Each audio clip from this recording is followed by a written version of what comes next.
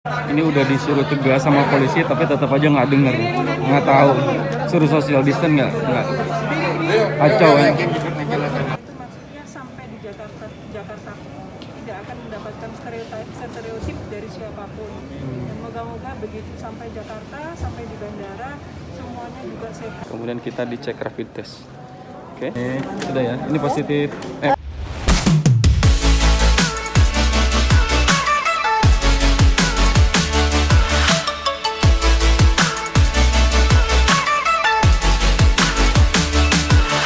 Halo guys, ketemu lagi dengan channel YouTube Halal Travelers, channel yang memang membahas seputaran dunia traveling dari sudut pandang yang berbeda. Bareng gue, Amiakus.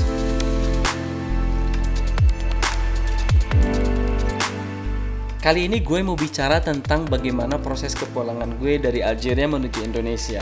Yang mana kepulangan ini sepanjang gue di dunia traveling dari 2010 sampai sekarang, rasanya traveling saat inilah yang memang semua perasaan bergejolak menjadi satu. Ada rasa senang, takut, semua menjadi satu dalam diri gue karena gue lakukan dalam kondisi COVID-19. Oke guys, mari kita akan simak bersama bagaimana proses perjalanan gue dari Algeria menuju Indonesia, yang tentunya mungkin dalam pandangan orang mudah banget, susah banget sih lu jalan gitu. Oke, assalamualaikum. Oke, ini adalah hari kesekiannya melakukan self karantin di Aljazair, tepatnya di kota Sudaiza. Hari ini berencana untuk ikut prosesi evakuasi flight ke Jakarta dengan salah satu perusahaan BUMN yang ada di Aljazair, itu Wika. Terima kasih banyak kepada Ibu Dubes, terima kasih banyak kepada perusahaan Wika yang sudah memfasilitasi dan mengikuti prosedur per hari ini sampai tanggal 26 nanti flight itu harus ikut karantin di tempat mereka dan dicek oleh pihak kesehatan apakah layak terbang atau tidak kita. Semoga kita sehat,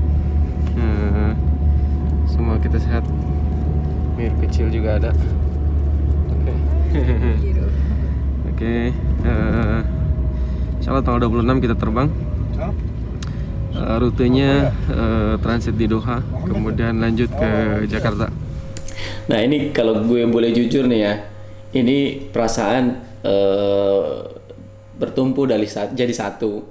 Ada senengnya, ada khawatirnya, ada tegangnya, ada macem-macem. Karena memang kalau gue kasih tahu nih proses dari awal nih, nggak langsung tiba-tiba dari pihak embassy, Gus, nih ada jadwal. Enggak, sebelum tanggal 26 nih gue diinfoin sama Mas Adib. Dia bilang, Mas Agus, nih katanya ada flight ataupun evakuasi repatriation daripada pemerintahan Malaysia yang akan mengangkut ataupun mengevakuasi beberapa warga Malaysia yang ada di Algeria, Tunis, dan Maroko. Jadi bayangin 3 negara itu, dan rutenya adalah Tunis, kemudian Maroko dan Algeria. Terus ke Malaysia itu dari Algeria. Cuman yang jadi masalah di mana? Yang jadi masalah itu adalah dari Algeria itu transit, kemudian final destinationnya itu di Malaysia. Yang bikin bingung adalah pemerintah Malaysia tidak memperbolehkan orang Indonesia yang ikut di situ masuk Malaysia. Coba. Jadi pas gue naik, nanti tadi ceritanya pas gue naik itu gue harus sudah punya tiket Malaysia dan ke Jakarta. Sementara gue cari di OTA nggak ada. Alhamdulillah. Setelah dari Sudaiza itu kurang lebih 3 jam sampai ke Aljazair kota, kita sekarang tiba di pusat penampungan di karantina, self karantin perusahaan Wika. Tempatnya cukup nyaman, bersih di daerah namanya Baraki. Baraki 1 kita. Cuman yang mengkhawatirkan di sini dekat di Bulaidah, daerah Bulaidah. Daerah Bulaidah adalah satu daerah yang terjangkit zona merah. Yang pertama ditemukan COVID-19 di Algeria, yaitu di Bulaidah, dan sudah diberlakukan lockdown total ke Bulaidah, dan di sini dekat Bulaidah. Insyaallah. Doa ya dari teman-teman semuanya, semoga dilancarkan, karena ada juga beberapa yang lain yang yang sama juga di karantina. Total passengers katanya kemarin sekitar 360 pakai pesawat 777. Oke, see you guys. Nah, di sini tuh harapan masih kuat banget, masih kenceng banget bahwa memang kita semua bertiga ini akan balik bareng. Kemudian masih semangat full. Itu pada gue masuk tanggal 21, itu tanggal 22. Dan itu masih ada infonya itu bahwa penerbangan tetap tanggal 26. Tapi simak yang berikut ini. Halo guys, ketemu lagi masih di penampungan di daerah Baraki, tentunya di tempat Wika. Di hari ke 21 sampai sekarang 28, berarti di hari ke-9 ini. Hari ke-9 kita berada di penampungan ini untuk menuju evakuasi atau repatriasi atau apa namanya, pokoknya evakuasi menuju Indonesia. Tadinya memang kita berencana pergi semuanya, termasuk juga Miru ini, cuman kita melihat mungkin ini kita mengartikannya sebagai pesan ya. Beberapa kali memang departure kita itu diundur, dari mulai tanggal 26 diundur 27, 28 sampai sekarang 30, dan 30 April pun belum pasti. Maka itu kita mengartikannya sebagai pesan, mungkin lebih baik Miru sama mominya di stay dulu di sini dan lebih safety untuk dia. Nanti ketika kondisi sudah memungkinkan untuk traveling seperti biasa, mungkin dia akan nyamperin kita di Indonesia. Oke guys, anyway, sayangnya Miru tidak ikut dalam perjalanan ini. Pastinya saya kangen dia, nanti mungkin nggak tahu berapa bulan kita akan ketemu lagi, tapi insya Allah yang penting Miru sehat. Doain ya guys. Oke. Miru. Nah, lucunya di sini si Miru udah kayak ngomong langsung, merespon gitu. Karena memang gue cerita nih, ini sudah 9 hari kita stay di penampungan, yang mana walaupun tadi gue bilang nyaman penampungannya, tapi tidak senyaman di rumah asli gitu. Jadi di rumah lebih nyaman, tapi memang ini prosedur yang harus diikutin. Jadi udahlah 21, 26 sampai 25 ini nggak jadi nih. 25 ada info nggak jadi, 26 diundurnya ke tanggal 27. Oke, kita masih bersabar. Walaupun dalam hal itu gue udah sedikit meyakinkan ke istri, ayo kita bisa apa segala macam, ngasih support lah. Dan begitu pun tanggal 27 nggak jadi, jadinya tanggal 28. Bini gue yang ngasih support gue sampai bilang udahlah kita balik lagi gitu loh, karena nggak jelas, semuanya serba nggak jelas daripada di sini. Jadi kita tuh di penampungan tuh di kayak tempat kontainer, nanti kelihatan memang, gitu kayak tadi juga di beberapa slide kelihatan di kontainer. Jadi betul-betul kalau dibilang nyaman ya alhamdulillah nyaman, ada kasur, ada makan segala macam, dan puasa lagi kita di situ. Puasa pertama kita di situ. Jadi luar biasa emosi kita itu di karena memang nggak mudah ya. Gue tahu charter flight dalam kondisi COVID-19 tuh nggak mudah. Harus dikondisikan bahwa passengernya sehat, makanya kita ikut karantina. Harus dipastikan izin mendaratnya, ya, harus dipastikan izin landingnya, take off-nya daripada Algeria, karena Algeria itu di lockdown. Jadi nggak boleh ada pesawat masuk kecuali pakai izin.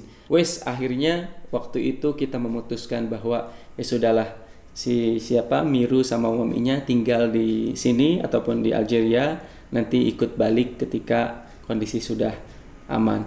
Karena memang betul guys, nanti dilihat ya di video yang berikutnya, bahkan lah ketika sampai kita di Jakarta luar biasa. Itu bukan sebuah bukan sebuah eh, apa eh, kayak kita balik dari luar negeri disambut biasa, masuk imigrasi, ambil tas, eh, apa kemudian keluar dari airport. Nggak semudah itu, luar biasa. Beberapa lapis tuh. Iya, di sisi lain bagus, positif, tapi memang luar biasa. Apa namanya, kalau bagi anak kecil itu nggak kondusif banget. Nanti dilihat deh.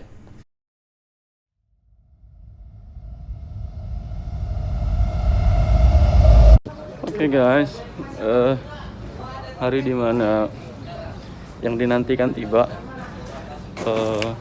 Kita menuju insya Allah hari ini. Insya Allah nggak ada Pak? Ada Pak Imam kok. Kalau ada yang berharga, alhamdulillah. Oke, hari ini kita akan menuju airport. Mohon doa teman-teman semuanya. Insya Allah semua dimudahkan. Kita semua total katanya 360. Di sini kelihatan ada 3 bis. Oke, insya Allah ikhtiar pun sudah lengkap. Ikhtiar kita sudah lengkap. Pakai glove, terus tukas tangan, kemudian masker sampai 2 rangkap karena memang masing-masing dibagi 2. Kemudian selain itu juga sanitizer ataupun alkohol sudah ready. Artinya biar kita sudah maksimal, berdoa juga sudah, insya Allah kita bertawakal dan kita panjatkan ke yang di atas. Insya Allah semua diberikan kemudahan, semua diberikan kelancaran, dan semua diberikan kesehatan insya Allah. Oke, alhamdulillah kita sudah sampai airport. Dari jauh kelihatan airport sepi karena memang Algeria memperlakukan total lockdown. Tidak ada pesawat keluar dan pesawat masuk. Bahkan terlihat di parkiran tidak ada satupun mobil yang parkir di area airport ini. Kita di pintu masuk airport agak lama karena memang mungkin ada pemeriksaan dari pihak keamanan.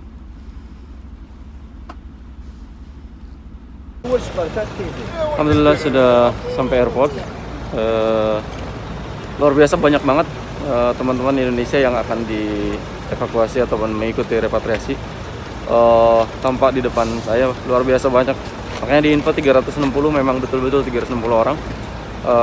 Pemandangan di belakang saya luar biasa banyak banget. Dan airport ini hanya dibuka untuk kita. Karena memang status airport ini close, betul-betul permanen close sampai waktu yang tidak ditentukan dalam rangka menghindari penyebaran COVID-19. Ini yang saya sampaikan tadi bahwa tidak ada, teman-teman semuanya tidak menyadari social distance. Bahkan saya lihat ada beberapa orang yang memang tidak memakai masker. Dan ini too risk. It's very too risk. Saya kurang tahu apakah memang tidak ada penyuluhan, tidak ada pemberitahuan. Dan airport ini betul-betul tutup oleh siapapun, untuk siapapun, dan hanya untuk kita doang dulu. Oke guys, kita sudah di dalam airport. Ini yang gua tadi bilang, memang masyarakat kita itu kurang sadar, kurang aware. Ya sadar sama aware sama ya, intinya mah gimana ya, peduli apa tidak sama diri mereka masing-masing, atau nggak tahu mereka itu memang nggak nyadar, tidak social distance. Akhirnya ada yang negur ya supaya berjauhan gitu. Coba lihat, sebelumnya itu sangat rapat banget, apalagi yang sebelah sana. Gue sedikit terenyuh ya. Jadi semua karena kasih sayang Allah tentunya.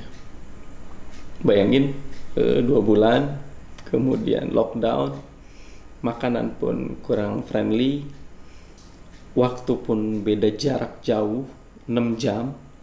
Untuk komunikasi sama keluarga di sini pun agak ribet kan. Kita tidur, mereka bangun kita tidur. Kemudian yang bikin gue sedih itu ya, gue alhamdulillah sampai sekarang di hari ketiga nih di rumah dalam kondisi sehat, tidak ada keluhan sedikit pun. Dan itu adalah kuasa Tuhan, kuasa Allah Subhanahu wa Ta'ala. Mungkin yang nggak ngalaminnya ya nggak ngerasain emosional kayak gue gitu, tapi gue yang ngalamin ini luar biasa, ini pertolongan Allah gitu, luar biasa. gue nggak bisa berkata-kata